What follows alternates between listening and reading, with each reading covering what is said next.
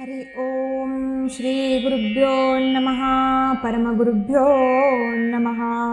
ಶುಕ್ಲಾಂಬರಧರಂ ವಿಷ್ಣುಂ ಶಶಿವರ್ಣಂ ಚತುರ್ಭುಜಂ ಪ್ರಸನ್ನವದನಂ ಧ್ಯಾಯೇತ್ ಸರ್ವವಿಘ್ನೋಪಶಾಂತಯೇ. ನಮಃ ಶಾಂತಾಯ ದಿವ್ಯಾಯ ಸತ್ಯಧರ್ಮಸ್ವರೂಪಿಣೆ ಸ್ವಾನಂದಾಮೃತತೃಪ್ತಾಯ ಶ್ರೀಧರಾಯ ನಮೋ ನಮಃ. ಜಗತ್ಕಲ್ಯಾಣಕಾರ್ಯಾಯ ನರರೂಪಧರಾಯ ಚ ಯೋಗಿರಾಜಾಯ ವಂದ್ಯಾಯ ಗುರುದಾಸಾಯ ತೇ ನಮಃ.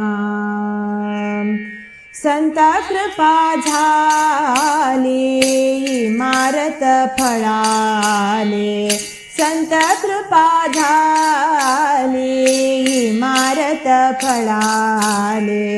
ज्ञानदेवे रचिला पाया उभारिले देवालया, ज्ञानदेवे रचिला पाया उभारिले देवालया. संत कृपा झाली इमारत फळाले, नामतयाचा किंकर तेणे रचिले ते आवरा. नामतयाचा किंकर तेणे रचिले ते आवरा. जनार्दना एकनाथा कांबदिदल भागवता, जनार्दना एकनाथा खांबदिदल भागवता.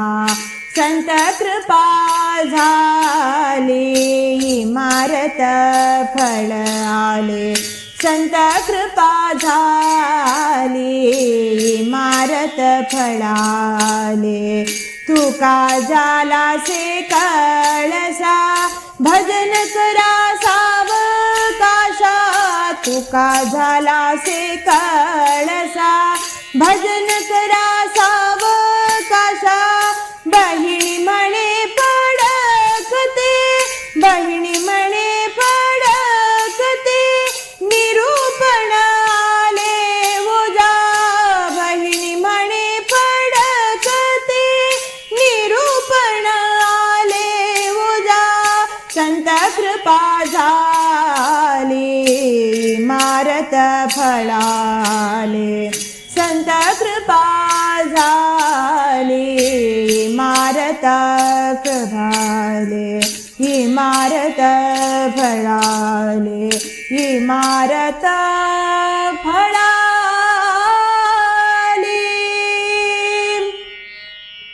शरीरं सुरूपं तथा वा कलत्रं, यशश्चारुचित्रं धनं मेरुतुल्यं. मनश्चेन लग्नं गुरोरङ्घ्रिपद्मे, ततः किं ततः किं ततः किं ततः किं. ಆದಿಶಂಕರಾಚಾರ್ಯರು ಗುರು ಅಷ್ಟಕದಲ್ಲಿ ಈ ಶ್ಲೋಕವನ್ನ ಹೇಳಿದ್ದುಂಟು. ಶರೀರಂ ಸ್ವರೂಪಂ ತಥಾ ವಾ ಕಲತ್ರಂ. ಶರೀರವು ಮನುಷ್ಯನಿಗೆ ಹುಟ್ಟುವಾಗ ಸುಂದರವಾದ ಶರೀರವನ್ನು ತಗೊಂಡು ಹುಟ್ಟಿ ಬಂದಿರಬಹುದು, ಉತ್ತಮವಾದಂತಹ ಗುಣಗಳನ್ನೂ ಇಟ್ಟುಕೊಂಡು ಹುಟ್ಟಿರಬಹುದು. ಯಶಶ್ಚಾರು ಚಿತ್ರಂ ಧನಂ ಮೇರುತುಲ್ಯಂ. ಉತ್ತಮವಾದಂತಹ ಶ್ರೇಯ, ಸಮಾಜದಲ್ಲಿ ಒಂದು ಸುಂದರವಾದಂತಹ ಯಶ, ಜೀವನದಲ್ಲಿ ಒಂದು ಉತ್ತಮವಾದಂತಹ ಆಸೆಗಳು ನಮಗೇನಿದವೋ ಅದೆಲ್ಲವನ್ನು ನಾವು ತಗೊಂಡು ಹುಟ್ಟಿದರೂ ಕೂಡ ಒಂದು ಯೌವನಕ್ಕೆ ಬಂದಾಗ ಸಮಯದಲ್ಲಿ ಒಂದು ಸುಂದರವಾದಂತಹ ಪತ್ನಿ ಅಥವಾ ಪತಿ, ಸುಂದರವಾದಂತಹ ಮಕ್ಕಳು, ಉತ್ತಮ ವಿದ್ಯೆ ಇದ್ದರೂ, ಧನ ಸಂಪತ್ತು ಏನೇ ಇದ್ದರೂ, ಮನಶ್ಚೇನ ಲಗ್ನಂ ಗುರೋರಂಗ್ರಿ ಪದ್ಮೇ.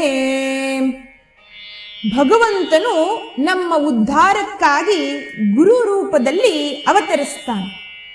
ಅಂತಹ ಗುರುವಿನ ಪಾದದಲ್ಲಿ ನಮ್ಮ ಮನಸ್ಸು ಸ್ಥಿರವಾಗದಿದ್ದರೆ ತಥಕ್ಕಿಂ ತಥಕ್ಕಿಂ ತಥಕ್ಕಿಂ ತಥಕ್ಕಿಂ ಎಂಬುದಾಗಿ ಶಂಕರಾಚಾರ್ಯರು ಕೇಳಿದ್ದುಂಟು.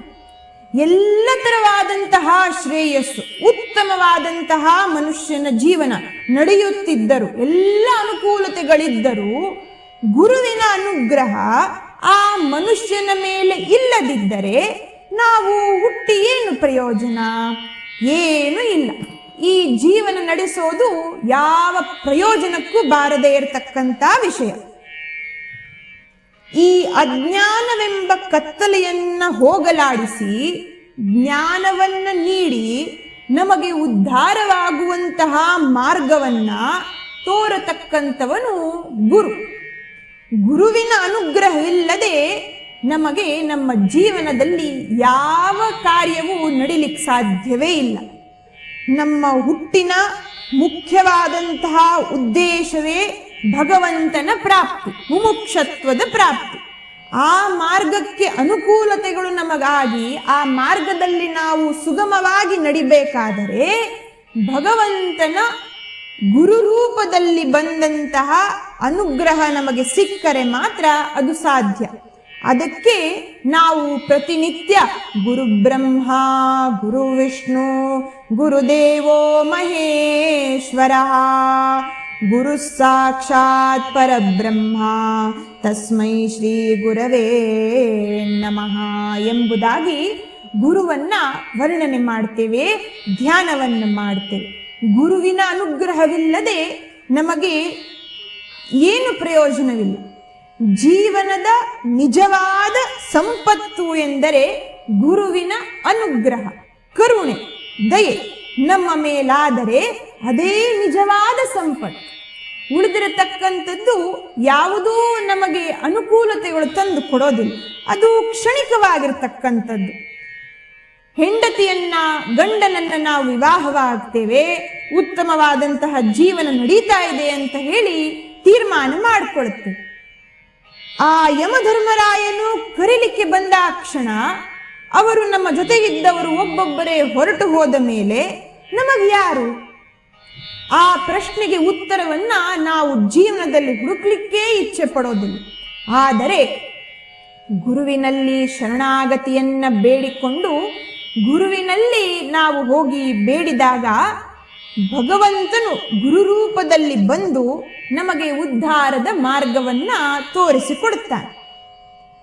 ದತ್ತಾತ್ರೇಯ ಮಹಾರಾಜನು ಭೂಮಿಯ ಮೇಲೆ ಬಹಳಷ್ಟು ಅವತಾರಗಳು ಗುರುರೂಪದಲ್ಲಿ ಅವತಾರವನ್ನು ತಾಳಿ ನಮಗೆ ಉದ್ಧಾರವನ್ನು ಮಾಡೋಗೋಸ್ಕರವಾಗಿ ನಮ್ಮ ಜೀವನದಲ್ಲಿ ಬಂದಿರತಕ್ಕಂಥ ಕಥೆಗಳು, ಆ ಅನುಭವಗಳನ್ನೆಲ್ಲ ಈ ಮುಂದಿನ ಭಾಗಗಳಲ್ಲಿ ನಾನು ಪ್ರತಿನಿತ್ಯ ನಿಮ್ಮ ಜೊತೆಯಲ್ಲಿ ಹಂಚಿಕೊಳ್ಳಿಕ್ಕೆ ಇಚ್ಛೆ ಪಡುತ್ತೇನೆ.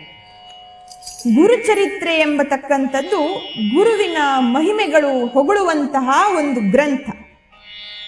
ಈ ಗುರುಚರಿತ್ರೆಯಲ್ಲಿ ದತ್ತಾತ್ರೇಯನ ಮುಖ್ಯವಾದಂತಹ ನರಸಿಂಹ ಸರಸ್ವತಿ ಸ್ವಾಮಿಗಳ ಅವತಾರ, ಶ್ರೀಪಾದ ಶ್ರೀವಲ್ಲಭರ ಅವತಾರ, ಆ ಅವತಾರದ ಸಮಯದಲ್ಲಿ ತನಗೆ ನಂಬಿಕೊಂಡು ಬಂದಿರತಕ್ಕಂಥ ಭಕ್ತರನ್ನ ಗುರುಗಳು ಹೇಗೆ ಉದ್ಧಾರ ಮಾಡಿದರು ಎಂಬತಕ್ಕಂಥದ್ದನ್ನ ನಾವು ಮುಂದಿನ ಕಥಾ ಭಾಗಗಳಲ್ಲಿ ತಿಳಿದುಕೊಳ್ಳೋಣವಂತೆ.